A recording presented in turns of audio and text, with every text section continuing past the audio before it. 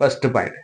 அடுத்து சார், செவ்வாய்க்கு இணைவுகள் எந்தெந்த கிரகம் சார் செவ்வாய் செவ்வாய் கூட இணையும் போது செவ்வாய் நீச்சமாகிறாரு, அதாவது செவ்வாய்க்கு தோஷம் கிடையாதுன்னா, செவ்வாயோட சில கிரகங்கள் இணையும் போதும் கிரக இணைவுனாலும் உங்களுக்கு செவ்வாய் தோஷம் நிவர்த்தி ஆகும் சார். இந்த செவ்வாய் தோஷம் எப்படிங்க நிவர்த்தி ஆகுதுன்னா, யாரு கூடங்க இணையணும்னா, சூரியன் கூட இணைஞ்சிருக்காரா, ஃபர்ஸ்ட் செவ்வாய் தோஷம் மட்டுப்படுங்க.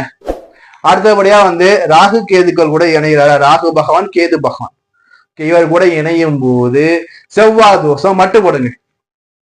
செவ்வாய் தோஷம் அப்படியே பவர் குறைஞ்சிரும், அந்த பவர் அப்படியே போயிடும். அடுத்தபடியா பாத்தீங்கன்னா குரு கூட இணைஞ்சிருக்காரு. எப்படி, ராகு கேது குரு பகவான் சூரிய பகவான் இவர் கூட செவ்வாய் பகவான் இணைஞ்சு உட்கார்ந்து இருக்காருன்னா உங்களுக்கு செவ்வாய் தோஷம் கிடையாது. புரியுதா? கிரக இணைவு சொல்றோம், பாத்துக்கோங்க. சூரிய